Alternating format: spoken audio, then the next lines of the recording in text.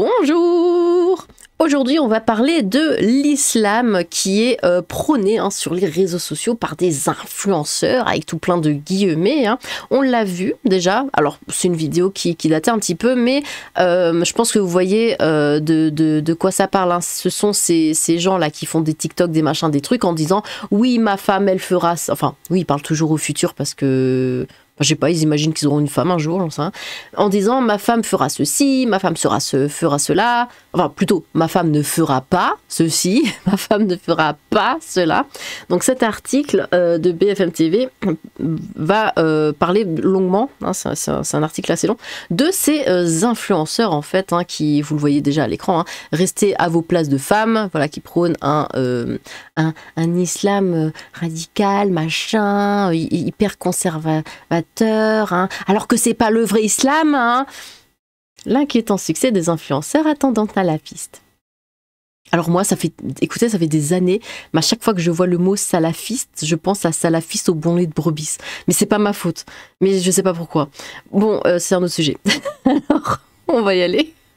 Donc on va voir cet article et ensuite on verra un tweet en fait qui va reprendre certaines choses qui n'ont pas été très claires. De nombreux influenceurs font la promotion d'une vision rigoriste de l'islam sur les réseaux sociaux. Leurs vidéos vues pour certaines des millions de fois, c'est des gens qui ont des millions d'abonnés ou qui sont vus des millions de fois. Ils ont du public. Distillent une multitude de directives sur ce qui serait licite ou interdit selon leur lecture de l'islam, notamment en matière de rapport entre les femmes et les hommes. Alors là, voilà, c'est exactement ce qu'est l'islam. On a deux mots dans ce petit paragraphe qui indiquent totalement, enfin on peut juste, définir l'islam avec ces deux mots, qui sont interdit, directive, mais surtout le terme interdit. Parce que l'islam, c'est ça. Des interdictions à foison. C'est pour ça qu'ils sont super aigris. Dans l'un de ces vigoureux prêches qui dénoncent le salariat féminin, Hamid El-Senhaji loue l'époque où l'homme était un vrai homme. C'est plus le cas. Vous pensez que la femme avait besoin de sortir de son foyer, interroge-t-il ses abonnés. Nos mères étaient peut-être analphabètes, peut-être qu'elles ne savaient pas conduire, mais elles ont vécu comme des reines. Ça c'est un truc qu'on voit très souvent. À chaque fois qu'on critique la façon dont sont traitées les femmes dans les pays musulmans, à chaque fois c'est non, mais les femmes sont vues comme des reines, c'est des reines en islam, machin. Et ils pensent qu'on y croit. C'est souvent le cas, vous savez, quand on partage une vidéo, par exemple, d'une femme qui se fait tabasser à coups de cailloux, ce genre de... Non, mais elles sont vues comme des reines. Oui, ça se voit. Les femmes fortes créent des hommes faibles, ajoute-t-il encore, expliquant que ce qu'on appelle le féminisme vise à déshumaniser l'homme, le rabaisser, le culpabiliser. Les femmes fortes créent des hommes faibles. C'est pour ça qu'il faut qu'elles soient toujours en dessous d'eux. Il faut toujours les soumettre. Parce qu'en fait, les hommes musulmans sont tellement faibles que s'ils ne soumettent pas leurs femmes à ce point, elles vont tout de suite prendre le dessus. C'est dingue. Cet influenceur qui se présente comme imam, conférencier et enseignant, cumule 831 000 abonnés sur TikTok. Vous savez, le réseau social des enfants, là. Et 762 000 sur YouTube au 11 avril avec « Comprend-on Dîne ?» un mot arabe qu'on peut traduire en français par religion. En plus des longs extraits de ses prêches, le compte publie pléthore de vidéos en kami et shéchia, toujours face caméra, destinées à enseigner l'islam, précisant ce qui est autorisé ou interdit. On a de nouveau les termes, sorte de mode d'emploi à la sauce TikTok. C'est ça l'islam, autorisé ou interdit. Vous êtes des enfants. Et les parents vous disent ce que vous avez le droit de faire et ce que vous n'avez pas le droit de faire. Il y a beaucoup plus d'interdits que d'autorisations. En l'occurrence, les instruments de musique, le rap, les sports de combat, la chanson ou la danse sont selon lui haram ou interdits. Pourtant, il y a plein de musulmans qui écoutent de rap, enfin de la musique en général. Donc ça veut dire que c'est tous des mauvais musulmans. Il se dit également opposé au football féminin, au travail des femmes et dénonce l'égalité entre les genres. Parce que pourquoi pas ? Une fois que la femme est sortie du foyer, elle devient la proie, argumente-t-il par exemple. Ou encore, énormément d'enfants sont affamés émotionnellement parce que les mamans sont à l'extérieur des foyers, assure-t-il, associant délinquance des jeunes et travail des femmes. Bah oui, par contre, toi, ton rôle de père, il n'existe pas, c'est la faute de la mère, évidemment. Son discours n'est pas isolé. Certains influenceurs distillent sur les réseaux sociaux des propos en lien avec l'islam au fond très conservateurs, voire rigoristes sur les questions de société, avec de multiples rappels et mises en garde sur ce qui serait licite ou interdit au regard de l'islam. La mission interministérielle de vigilance et de lutte contre les dérives sectaires alerte d'ailleurs dans son dernier rapport d'activité 2022-2024 sur les dérives sectaires autour de la religion musulmane qui peuvent se manifester dans le cadre de rejet de cadre républicain ou de dénégation de toute valeur à la loi laïque perçue comme secondaire par rapport à la prescription religieuse. Oui, ça dénonce, mais ça ouvre une 10e mosquée dans une seule et même ville. Et signale le risque de connexité entre ces comportements et les notions de séparatisme, de complotisme ou de radicalisation. Les femmes et les personnes LGBT ciblées. Bon, au bout du don, pourtant les LGBT sont de leur côté, je comprends pas. Interrogé par un internaute sur l'homotextualité, Red Dazer, 641 000 abonnés sur YouTube, 973 000 sur Instagram et 4,2 millions sur TikTok, assure ainsi que c'est une faiblesse, une épreuve contre laquelle il faut lutter. Et ajoute: Allah te juge par tes actions. Un homme ou une femme qui ressentirait une attirance ou des sentiments pour une personne du même texte, par contre les chèvres, ça va, ne serait donc pas jugé selon lui. En revanche, si tu fais une action par rapport à ce sentiment, ce qui sous-entend des contacts physiques, tu seras jugé. Mais par contre, les chefs, ça va. Mais j'aime bien. Allah te juge par tes actions. C'est les pires. Dans le monde entier, c'est ceux qui foutent le plus le bordel. Ils y croient pas à leur truc. S'ils pensaient vraiment qu'Allah existait et qu'il allait les juger, mais ce seraient des enfants de cœur. Ils ne croient pas du tout à leur religion. Dans une vidéo plus longue sur YouTube, il rappelle qu'avoir des rapports textuels avec le même texte, c'est un péché majeur. Mais par contre, les chèvres, ça va. Et se lance dans une diatribe contre les LGBT, dénonçant la corruption des enfants si la transidentité est évoquée à l'école. Une pression LGBT pour forcer cette idée dans le cerveau des enfants. Heureusement, on a notre religion qui nous dit ce qui est bon et ce qui est mal. Oui, heureusement qu'elle est là. Qu'est-ce que ce serait sans ? Conclut-il.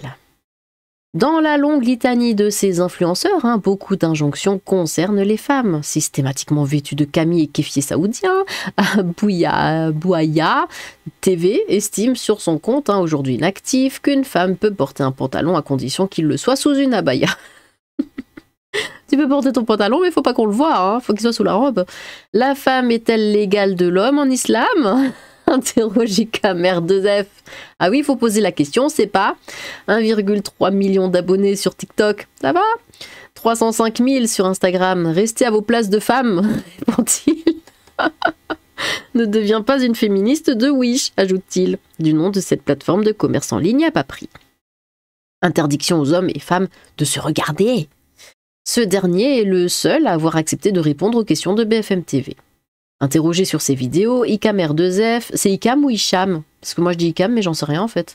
Répond que ses propos, lorsqu'exprimés dans leur contexte intégral, visaient, ah oui, il faut le contexte, sinon c'est pas pareil, visaient à dénoncer certaines dérives de comportements ou attitudes qui s'écartent d'un idéal de modestie et de respect mutuel. Ils n'ont jamais pour objectif de rabaisser ou de limiter les droits fondamentaux des femmes. Oh bah ça non, assure-t-il. L'influenceur explique ainsi que l'islam reconnaît à la femme une position d'honneur et de respect dans la sphère familiale et sociale, et qu'il défend une approche qui valorise des rôles et des responsabilités définies pour chacun dans un cadre spirituel. Oh, c'est beau. Dans la même lignée, Redazer s'interroge sur l'amitié entre les femmes et les hommes. Impossible, assène-t-il. Car les premières sont émotives et naïves, les seconds victimes de leur pulsion. Ou encore, dans une vidéo consacrée aux femmes que tu devrais pas marier, celles qui ne font pas la prière, si elle ne fait pas ses obligations à son créateur, tu crois qu'elle va faire ses obligations à son mari ? Ah bah oui, il y a des obligations, on est obligé. C'est quoi, c'est Docteur Frère Muse, 1 million d'abonnés sur TikTok, considère lui aussi qu'un homme et une femme ne peuvent pas se retrouver ensemble, discuter, ni même se regarder dans les yeux, sauf en cas de nécessité comme une transaction commerciale ou pour une question religieuse. Mais sinon, c'est légal. Dans un autre post supprimé depuis, il évoque les femmes pas mariables. Soyez une femme pas mariable, comme une femme qui pense être ton égale. Non mais ça va pas la tête, qui n'accepte pas l'autorité, sale nut. Elle doit t'obéir dans tout ce que tu lui demandes, précise-t-il, ou qui s'expose sur les réseaux sociaux en train de dandiner. Mais quelle horreur! Les codes de TikTok sur fond de Nachid. Ils sont extrêmement habiles, observe BFM TV.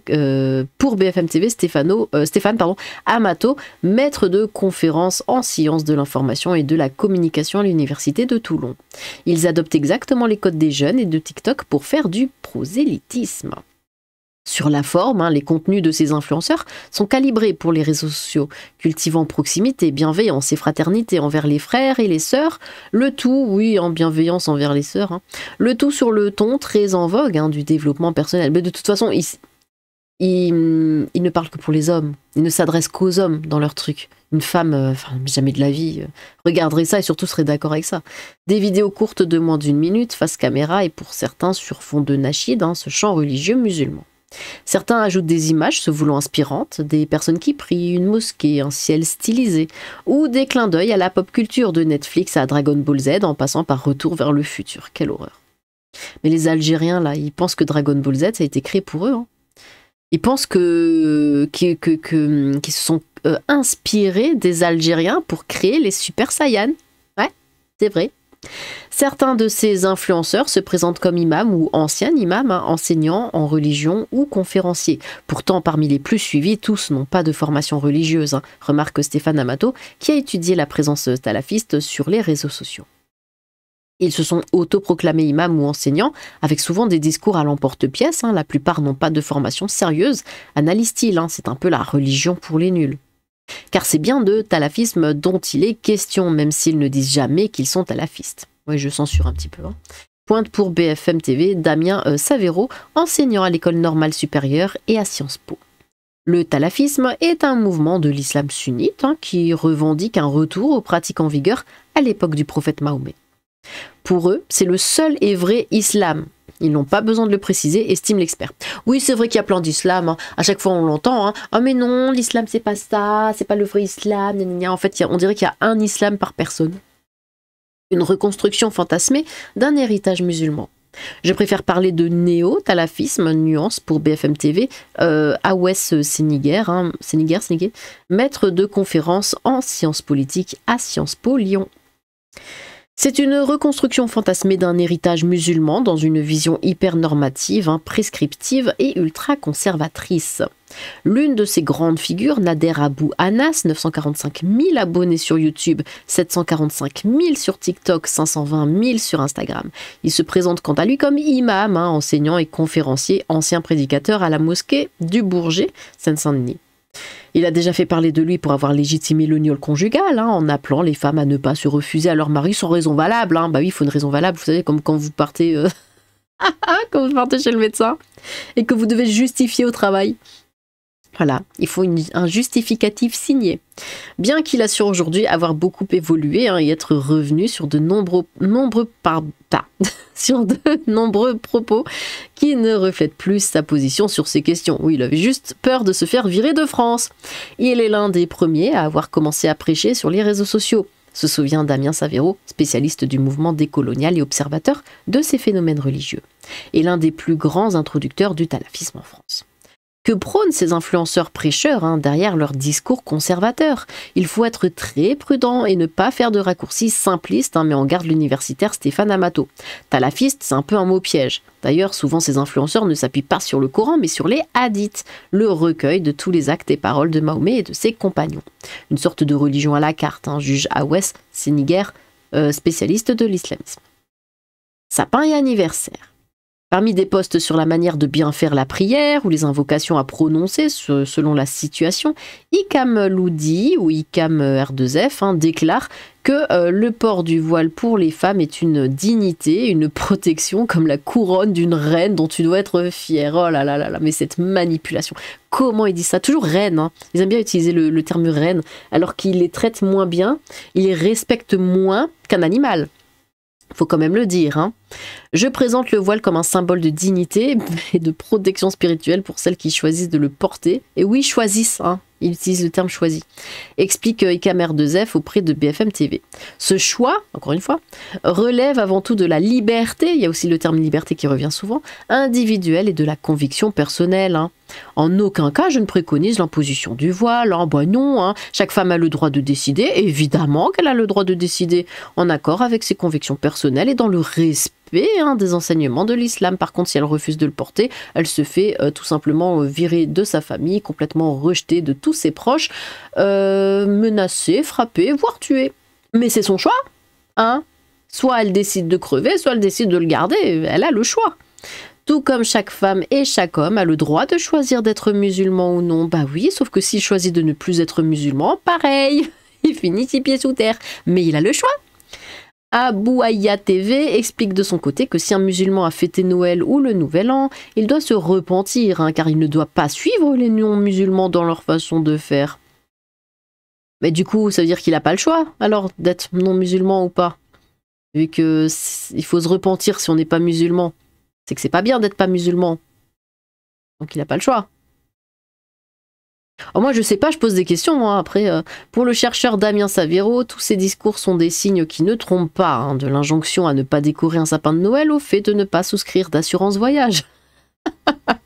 C'est une transaction hasardeuse. Selon qu'on prend ton dîne, ou encore de ne pas fêter son anniversaire. Ils dénoncent souvent ce qu'ils appellent les innovations, des choses qui n'existaient pas du temps du prophète. Oh bah dis donc, il y en a à dénoncer alors. Explique Damien Savero. C'est un marqueur important du salafisme. Wisham, R2F assure pour sa part à BFM TV que sa vision de l'islam repose sur une spiritualité fondée sur la paix, sur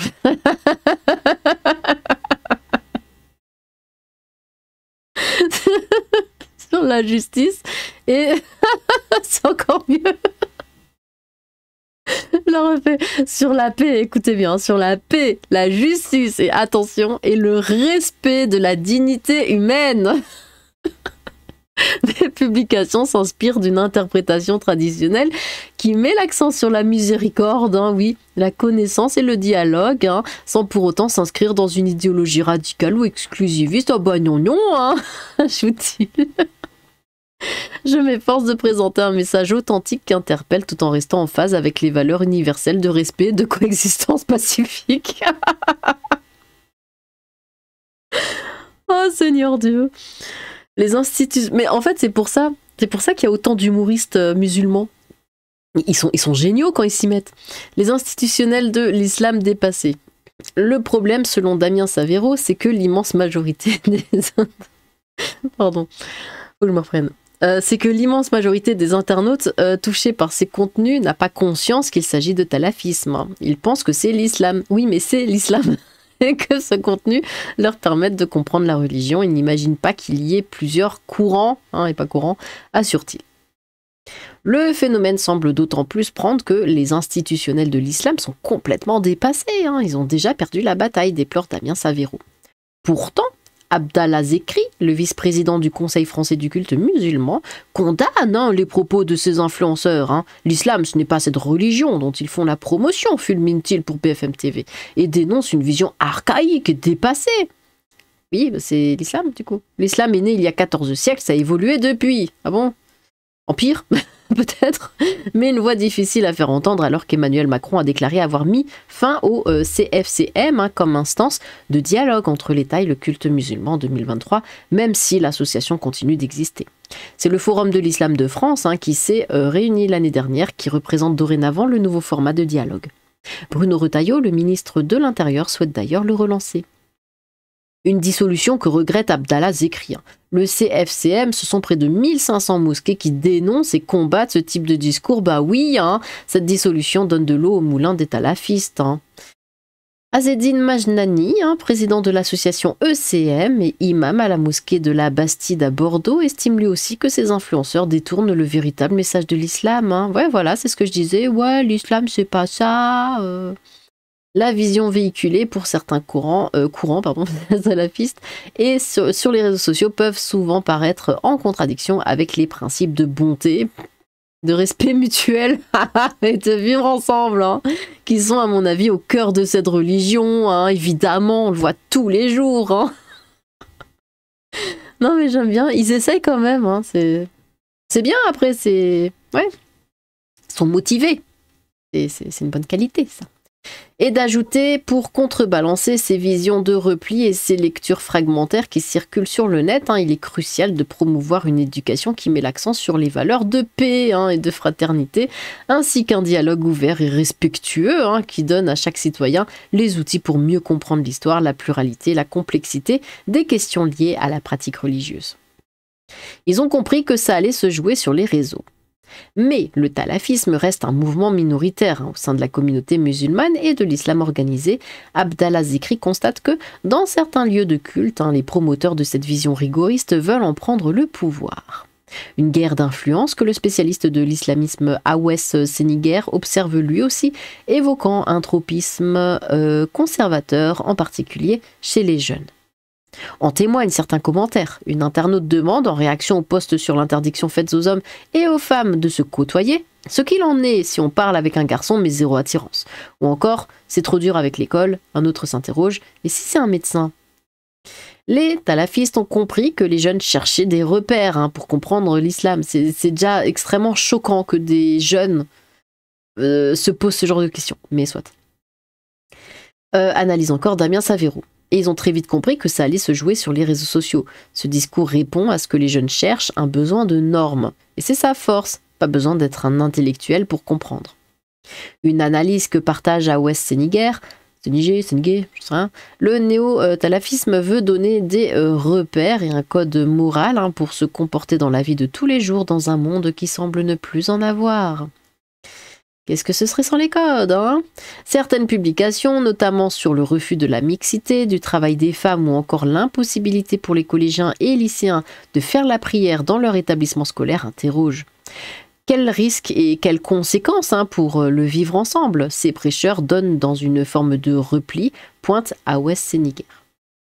Ce n'est pas inquiétant si la pratique rigoriste ne s'applique qu'à soi, mais ça l'est dès lors que les propos et la pratique entrent en opposition avec la loi.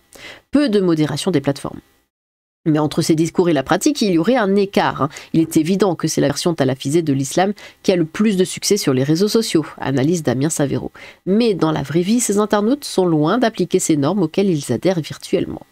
Cette idéologie imprègne, mais n'a pas forcément l'incidence que l'on pourrait croire dans la vie réelle, tempère-t-il. Ces contenus sont-ils surveillés par les autorités ? Nous assurons une veille sur les discours qui peuvent être contraires à la loi ou attentatoires aux valeurs républicaines, comme la liberté ou l'égalité homme-femme, répond à BFM TV Étienne Appert, secrétaire général du comité interministériel de prévention de la délinquance et de la radicalisation. Des contenus susceptibles d'être signalés à la plateforme Pharos, le portail officiel de signalement des contenus illicites sur Internet. Après avoir été contacté par BFM TV au sujet de plusieurs contenus, TikTok en a supprimé 2. L'un était non homme, l'autre assurait qu'une femme doit obéir à son mari, d'autres étaient en cours de modération. C'est incroyable quand même, par rapport à ce qu'ils disent, qu'ils aient des millions d'abonnés sur TikTok. Et ça, ils le disent tous, la femme doit obéir, machin tout. Ils le disent tous. La plateforme ajoute « Les organisations ou les personnes violentes et haineuses ne sont pas les bienvenus sur notre plateforme et pourtant ils sont là et ils ont des millions d'abonnés et de vues. » Et cite notamment les extrémistes. Dès que nous avons pris connaissance de la présence de ce type d'acteurs, nous effectuons une vérification approfondie, y compris sur le comportement hors plateforme, qui peut entraîner le bannissement du compte. Aucun des influenceurs cités dans cet article ne l'a été. Voilà. Détecter les signaux faibles. L'unité d'analyse du CIPDR examine également les effets de ces discours. Le nombre de personnes qui réagissent, la teneur des réactions, la viralité des contenus. Nous avons identifié une vingtaine d'influenceurs toujours à la limite de discours inquiétants. Mais Étienne Appert précise, nous ne sommes pas la police de la pensée, ce qui nous importe c'est de détecter les signaux faibles. Un exercice qui comporte des limites. Certains de ces influenceurs qui s'adressent à un public français vivent à l'étranger. D'autres font usage de l'intelligence artificielle pour diffuser, de manière presque industrialisée, un islamisme prescriptif dans une économie de moyens importante. Au-delà de ces interrogations, ces prêcheurs du net peuvent-ils représenter un danger du point de vue sécuritaire ?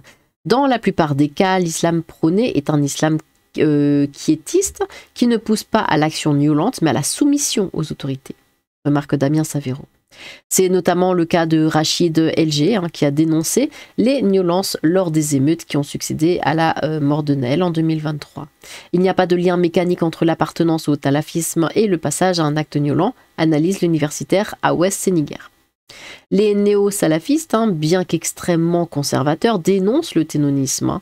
Mais pour Damien Savero, le salafisme peut bel et bien favoriser un éventuel glissement. Les mouvements gnanistes ont les mêmes textes de référence. Beaucoup de gnanistes sont passés avant par une phase de salafisme quiétiste. Bon, alors comme on l'a vu dans cet article, bon, d'abord on a un petit peu, ils ont un petit peu présenté ce qu'étaient tous ces influenceurs et sur la fin de l'article, on a donc vu d'autres influenceurs ou d'autres musulmans qui disent que oui, l'islam c'est pas ça. Ça a évolué, tatata. On va voir que c'est pas tout à fait vrai. Décryptage. Attention, voici un article de presse qu'a d'école de BFM TV qui peut paraître critique envers les prédicateurs salafistes d'Internet, mais qui donne surtout la parole à son concurrent, le frérisme et ses serviteurs. En effet, il contient des entretiens supposément critiques avec des personnalités dont des fréristes plutôt hostiles à ces salafistes. Pour des raisons qui ne sont pas celles de la défense de la laïcité, mais de la compétition interne entre fréristes et salafistes. On reconnaît ces personnalités à la tendance qu'ils ont à dénoncer l'emprise des salafs sur les mosquées qu'ils veulent contrôler, ou bien la tendance à minorer le phénomène. Quelques exemples de personnalités interrogées par la journaliste qui ne connaît manifestement pas l'organisation du champ religieux. Abdallah Zekri du CFCM dénonce leur volonté de prendre le pouvoir, oui ça l'ennuie. Le frériste Azzedine Majnani de Bordeaux dénonce leur faux islam et demande que les musulmans soient rééduqués par lui. L'enseignant à l'ENS et Sciences Po, Savero, et son collègue ami des frères Awais Seniguer explique que, dans la vraie vie, ces internautes sont loin d'appliquer ces normes, comme si cela avait la moindre importance, ou qu'il n'y a pas de lien mécanique entre l'appartenance au salafisme et le passage à un acte violent. Conclusion, le fait de pointer et tempérer le salafisme est la spécialité du frérisme. Les journalistes se font presque toujours piéger par ces bons conseillers, et ceux qui le répètent docilement, qui se précipitent à leur micro pour entretenir des bonnes relations avec les élus, la presse et l'université, et favoriser leur technique d'entrisme. Il faut réduire l'influence du salafisme, mais pas en renforçant les frères, qui par ailleurs sont les assurances-vie du salafisme. La presse devrait être formée à reconnaître ces méthodes d'entrisme. Je crois que dans un de vos podcasts, vous expliquez la porosité entre la pensée salafiste et la pensée frériste. Ça mériterait vraiment un long podcast. Il est frappant de constater le nombre de nations qui ont été colonisées et converties, notamment en Afrique, au Moyen-Orient et au Proche-Orient, où l'islam radical semble gagner du terrain. La technique bien connue du gentil et du méchant flic. Ouais, mais c'est exactement ça. Oui, eux, ils sont vachement extrémistes, alors que nous, pas du tout. Mais ils pensent la même chose. Il n'y a qu'un seul islam. Il n'y en a pas que 40 000. Ils pensent la même chose et c'est juste de se donner le bon rôle. Merci pour cet éclaircissement. Qu'est-ce qui est mieux pour BFM, la peste ou le choléra? Il serait temps que les journalistes arrêtent de promouvoir de façon déguisée l'islamisme.